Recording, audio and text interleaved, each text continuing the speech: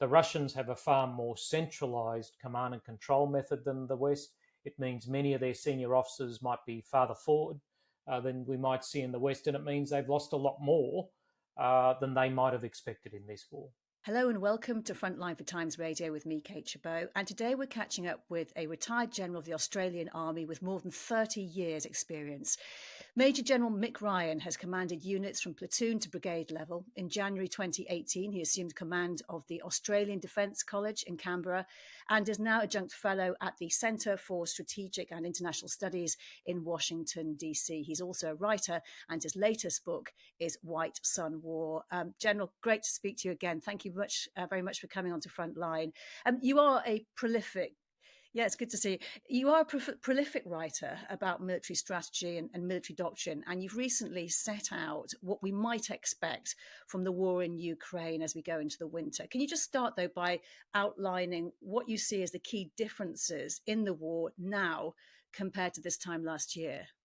Yeah, I think there'll be some continuity and some change. The big changes will be that the Ukrainians have a much enhanced capacity to undertake strategic strike, to hit back against the Russians in retaliation against their strikes against civilian infrastructure and power lines. A second one is clearly the Russians have more people in Ukraine and they've dug in the south, and they're in a much better position defensively than they were this time last year. But I think the most important and it's a political difference, is that there's an air of gloominess, I think, in certain areas. We saw the Time magazine article on President Zelensky, quickly followed by the Economist article on General Zaluzhny, where the stalemate term was used, which was quickly walked back by President Zelensky. So, clearly with the outcomes of the southern counteroffensive not being as successful as many had hoped, with winter setting in, with the Russians on the attack around Avdiivka and Kupiansk, I think there's a greater mood of strategic gloominess than what we saw last year. And as both Ukrainian and Russian forces are expected to be locked in a rather static position along those front lines, beyond the front line, where do you think each will seek to gain an advantage now? I think the Russians are still trying to take ground. With the Russian presidential election on 17 March next year, Putin will want something he can call a victory. At the moment, it looks like Avdiivka is the place that they think they might be able to get that. So they're going to continue fighting there. Clearly, for the Ukrainians, the Dnipro Assault River crossing is an area they think might develop into something. It's not quite there yet, but it might. Away from the front lines, clearly the Ukrainians need to look after their people. I mean, 10% of their population is displaced internally. It's going to be a pretty cold winter. They need to look after them. And at the same time, they'll need to continue enhancing their air defense systems. The Russians have held back on a lot of missile strikes over the last few months. They've clearly been stocking up on missiles and these Shahed drones. We've seen the first inklings of a step up of a Russian campaign against the Ukrainians, but I think it's going to get much tougher yet for the Ukrainians with Russian strikes over the winter. You mentioned the Russian push on Avdiivka on the front line as it tries to take control of Donetsk. They're paying a very heavy, in recent days, they had a massive push there. The third attack, I think, on Avdiivka. To launch that kind of full scale, they are paying a heavy price in terms of soldiers lost. Do you think this can continue at all costs?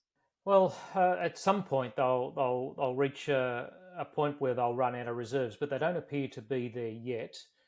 Since the beginning of October, the Russians have suffered their worst days for combat losses since the beginning of the war. I mean, there were a couple of days in October that were in the top 10 casualty days for the entire war. This is a very, very bloody battle, probably the most bloody of the war so far for the Russians. We're not sure about the Ukrainians.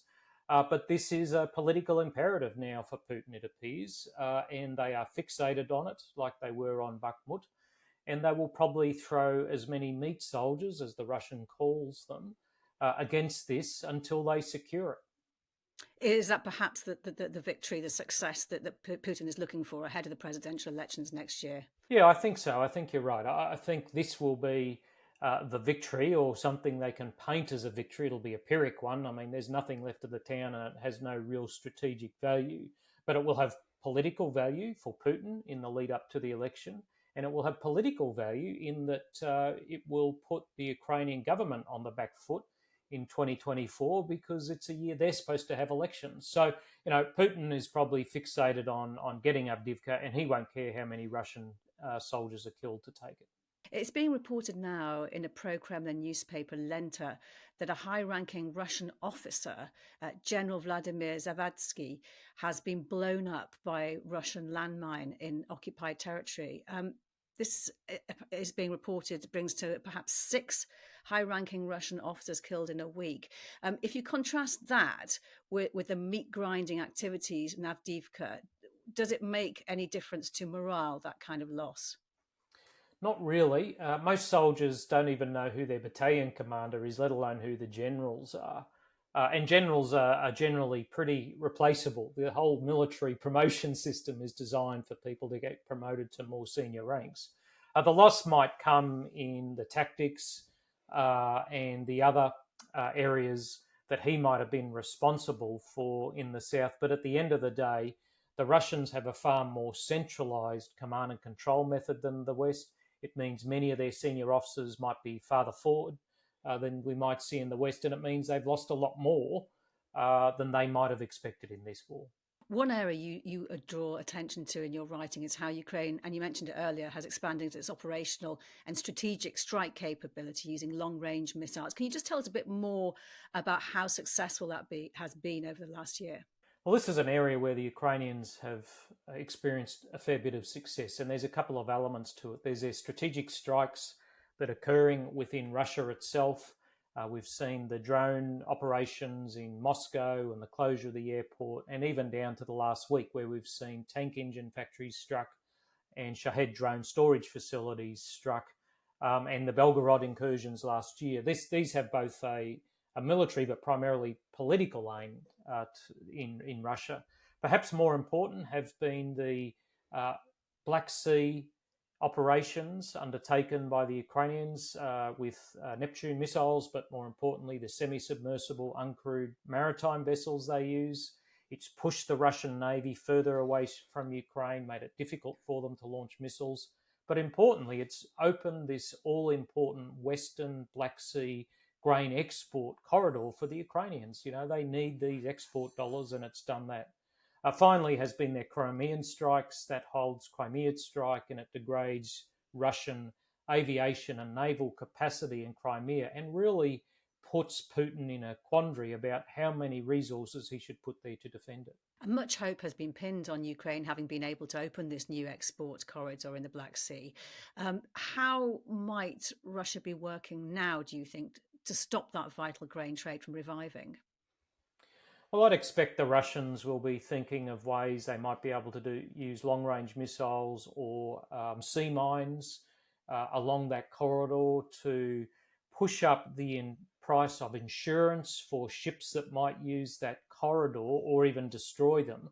They won't care either way. So, I expect the Russians, now that they've pulled out of that agreement, will be seeking to interfere with the export. And of course, they're already striking export facilities in places like Odessa and other Ukrainian export locations. So, they're having a systemic crack at denying the Ukrainians exporting their grain and other goods.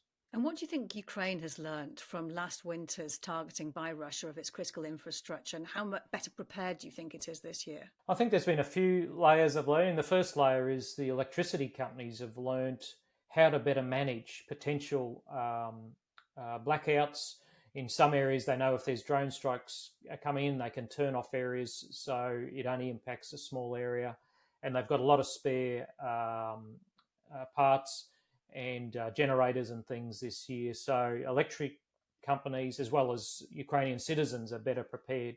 Air defence systems have markedly improved with Patriot, with NASAMS, with IRIS-T, all the way down to using old Maxim guns on the back of trucks to intercept Shahed drones. So there's a better defensive regime in place, as well as more passive measures and commercial measures to get through any blackouts that are there. And finally, the Ukrainians have telegraphed, if you take out our power stations, we will take out your power stations and power repeaters as well. They've already done that on one occasion, and we may well see this winter being a battle of the power stations. Yeah, and Ukraine is demonstrating this greater readiness to retaliate. President Zelensky having said this year, we will not only defend ourselves, but respond. And it too has increased drone attacks inside Russia, as you mentioned some of them there. The very day after those attacks on Kyiv, they attacked a power station in Russian-held territory, and drone attacks in the Moscow area. Does it shake the confidence at all? I mean, you mentioned the political impact that it can have. Yeah, I think these are primarily political, and they're not going to degrade Russia's military capacity a huge amount, although taking out a drone factory will help. But there are also dangers here for Ukraine in these long-range strikes. You will note that they normally do them at night when there are no people around. They're trying to minimise civilian casualties. And if in these long-range strikes they do start accidentally killing numbers of civilians, that will be a problem for the Ukrainians.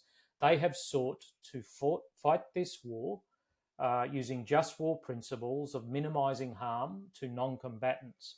And if that changes with some of these long-range strikes, that might be a strategic and political problem for the Zelensky government. Of course, Ukraine never actually claims those drone attacks, but it is kind of like widely thought that they are behind them. That's right. I think it's a reasonable assumption for us to make. Yes. Yeah. In terms of the attacks that happened recently on Kyiv, the drone attacks, more than 70, all but one were intercepted. What do you think Russia was trying to do in that attack? Well, it was certainly a significant pulse of drones. I think what it was doing was testing how the Ukrainian air defense and reporting system has evolved over the last few months. It's probably trying to detect launcher and radar establishments that it may not have already detected over the last 6 months or so. So really, it is probing the air defense system for the Ukrainians in the lead up to what might be a pretty significant strike campaign in December, January and February. How do you think the Ukrainian armed forces look at the end of 2023, and how do you think their experiences of modern warfare will have changed them? Well, the Ukrainian armed forces that exist now are not the ones that existed in February 2022. There's a variety of reasons for that. Clearly, casualties are a part of that. They'd mobilised from 200,000 to 1 million people. That alone changes the character. It changes the soul of an army because of all those different people coming in. They bring in new ideas. But their experience have changed them as well. They've had a lot more experience in combined arms ground combat. A lot of those experiences this year have not been as successful as they would have hoped. But I also know, in my discussions with senior Ukrainian leaders, they are learning. They have a more systemic approach to passing up and analysing lessons and making sure they drive change in tactics, in organisations and other things in their system. But I think it would be fair to say the Ukrainian people and the military would like to have been in a different position, particularly with the amount of territory that they'd hoped to recover in the south over the last 6 months, which hasn't eventuated. You mentioned that you speak to Ukrainian leaders. I'm just wondering, when you mentioned earlier on that there was a sense of gloom at the moment, is that coming from the military leaders as well? How are they approaching, or is it part of this acceptance that this is actually going to be a very long war now, and it's part of this transition in the thinking that this may well go right into 2025 and beyond, perhaps? Well, I think the gloom is mainly from Western capitals. I think that politicians are finally starting to realise that this is a very serious, large, intense war. I think too many politicians have tried to avoid coming to that realisation, because if they did, it meant they would have to really commit to supporting Ukraine rather than show deep interest. So I think that gloominess has set in more in Western politicians because they've realised this is different to the war spawned by 9/11. The people I've spoken to in Ukraine, it's less a mood of gloom. It's more fatigue. some frustration that this year has not been as successful, but also a very grim determination. As the Ukrainians say, if the Russians give up, they go home. If we give up, we lose our country. They know what's at stake here. They know it's existential. And even if they're fatigued and frustrated, they're not in a position, nor do they want to give up. And this comes against a backdrop with Vladimir Putin just having given his official approval to a significant increase in the defence funding, with spending on defence and security combined expected to reach around 40% of all budget expenditure next year. What do you think he will be looking for on the battlefield? And how does Ukraine actually measure up to that kind of investment by Russia? Well, first, it's a very significant investment by Russia. And even with that significant investment, the Ukrainians have still largely fought them to a standstill, even with Western countries not giving them all the aid they want. Russia has not been successful. I think what we'll see over the next 6 to 12 months, the uptick in Russian industrial production may have a greater impact on the battlefield, particularly with munitions and drones, but in other areas as well. The Ukrainians have mobilized their industry, but in a different way. I mean, they don't have, as a democracy, they don't have the coercive powers that Russia has. And Russia is a much larger economy. It's a significantly larger economy, and it has a much larger population. So unless there's a commensurate step up in commitment from the West, which we saw in the NATO leaders meeting today, but that's got to be followed through with action. Russia will, be able to generate more advantage on the battlefield and beyond over the next 12 months. In the broader political arena, Russia and Ukraine are already doing battle. Russia seeking to undermine Ukraine over its support of Israel, and Ukraine sending a delegation of members of parliament, governments, representatives, veterans and children to the US to promote support for Ukraine and establish contacts with Republicans. Who might be against further aid to Ukraine? How do you see each seeking to influence and push that influence on the world stage? Well, certainly Putin and a lot of Russians will be watching the clock of the presidential election. They'll be watching a whole range of things related to Trump. They'll be hoping desperately that he is the Republican nominee and then wins the election. I don't think that is a certainty. There's a whole lot of other things that might happen before that occurs.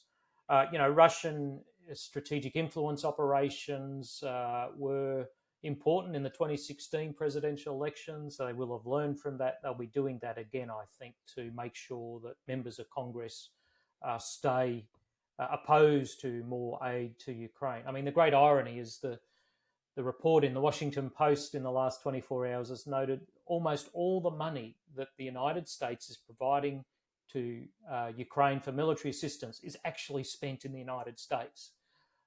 So maybe that kind of messaging might start to bite once legislators realise this is money going back into their own communities, their own states, hopefully.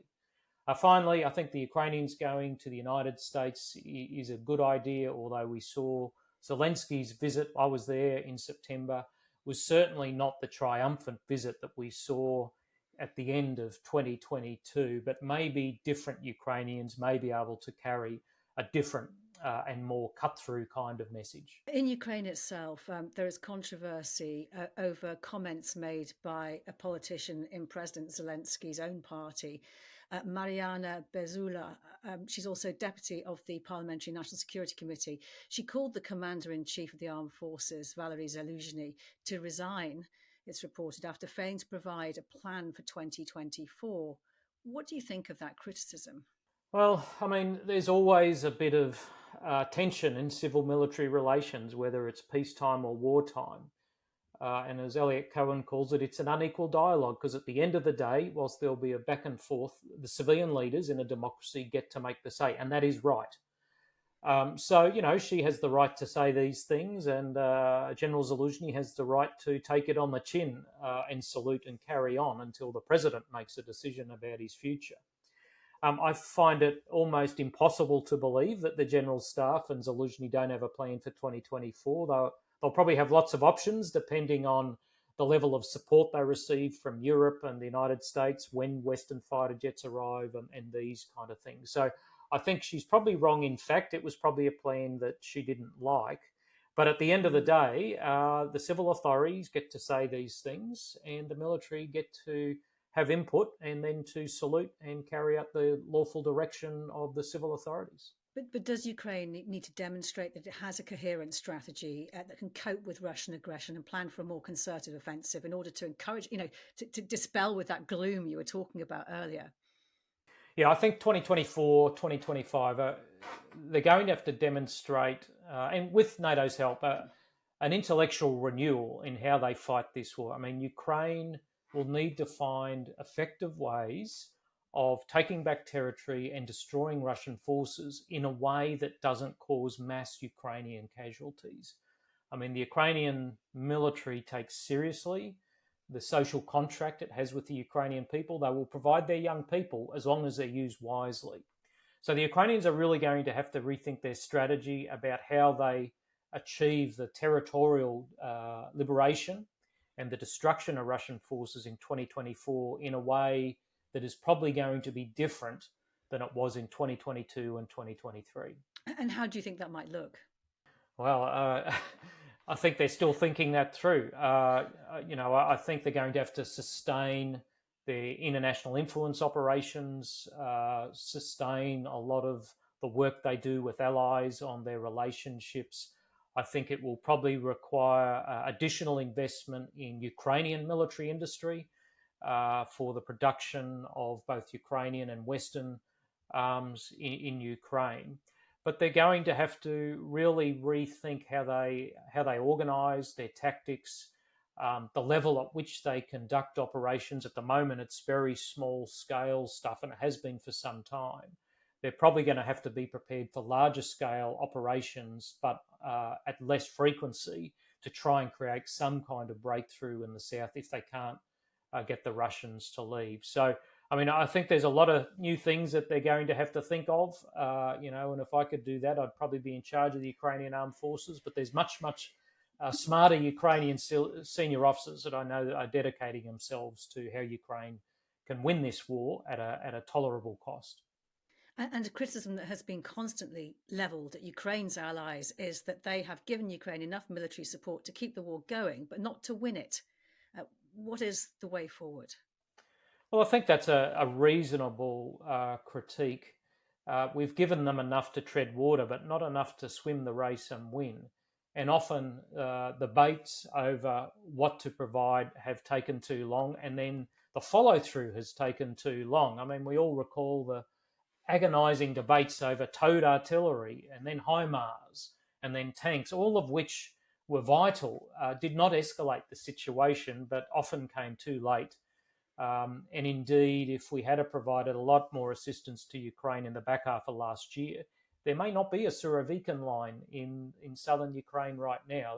That was a lost opportunity. We may not get another opportunity like that moving forward. I think we're going to see a slower moving war over the next year or two, but it's not going to be over in the next 12 months. And how do Western countries gear up and organise themselves for a long war? Well, I think it's a question of commitment versus interest. There's the old story of bacon and eggs. The chicken was interested, but the pig was really committed. I think we need to be committed. We need to commit to expanding industrial capacity.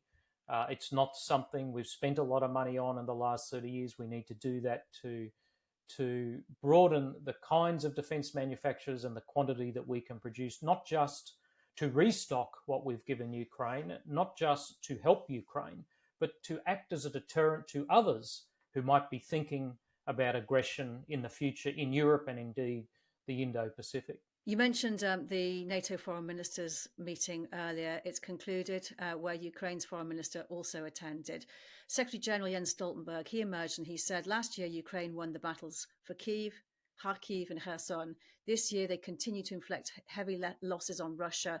Most importantly, Ukraine has prevailed as a sovereign, independent, democratic nation. This is a major achievement, a big win. How do you see it? Oh, it's probably a good summary. I think with the really decisive victories in Kharkiv in particular, but Kherson and in the Battle of Kyiv, the bar was set very, very high for Ukrainian battlefield performance in 2023. Indeed, it was probably set so high that no army on earth could have, hit the bar, let alone leapt over the top of it. Now, that was the fault of many people, a little bit Ukrainians, a little bit NATO, a little bit media. There's no one particular culprit here. But I think, as Zaluzhny said in his most recent 9-page paper on positional warfare, the battlefield has changed in the last 18 months. This proliferation of drones has meant that it's very difficult to do anything unseen. And the proliferation of digital command and control has meant that the gap between when you're detected and when you can be destroyed is very small indeed. It means we need to change how we think about tactics, how we think about organisation, deception, achieving surprise, and all these kind of things. And this kind of intellectual renewal will be the kind of thing we need to do in partnership with NATO over winter. And when you go about meeting politicians, allies of Ukraine from allied countries and NATO allies, what kind of message do you try to put out there about the war in Ukraine? I think there's a couple of key messages. Firstly, that Ukraine is worth defending because it's a fellow democracy, and with democracies, they're either all worth defending or none of them are. Secondly, the norms of behaviour in the international system, where large authoritarian predators should not be allowed to prey on their smaller neighbours, are also worth defending, and sending a message to other authoritarians who might have similar ideas in the future. And third, it's this question of commitment. Be committed to it. Don't just be kind of interested. It's almost immoral, because you're committing to dragging this out. If you're interested, you're kind of dragging it out. But if you're committed, you'll give them the stuff they need to end this war in a time frame that doesn't see Ukraine destroying itself in the process. And what would you like to be supplied in the coming months, or even right now, that you think could really change things in Ukraine's favour and, as you say, allow them to win this war without destroying themselves in the process? Well, there's both material, so whether that's munitions, 155 artillery, HIMARS, air defence missiles are going to be very important, and other long-range strike systems, whether it's Taurus or the longer-range ATACMS. They need all of these things. They will need a constant flow of new Western armoured vehicles, because a lot of theirs are starting to wear out. I mean, when you use these things hard, they break, even if they're not being destroyed. And there's all the other material, whether it's food for soldiers, fuel, medical kits, these kind of things are all important. But on the intellectual side, there's a lot of training we can do. And, Operation Interflex in the United Kingdom is a really important part of NATO's contribution to training soldiers and junior leaders. And we're going to have to probably step that up, providing training for brigade and above staffs and leaders, and continue to help the Ukrainians, not just with the physical material of war, but also the intellectual demands of war, which are very profound when it comes to training throughput for the amount of soldiers they need over the next couple of years. Major General Mick Ryan, it's been great speaking to you. Thank you so much for your time. Thank you. It's great to talk to you. You've been watching Frontline for Times Radio with me, Kate Chabot. If you'd like to support us, you can subscribe now, or you can listen to Times Radio or go to thetimes.co.uk. My thanks to our producer, Morgan Burdick, and to you for watching. Bye-bye for now.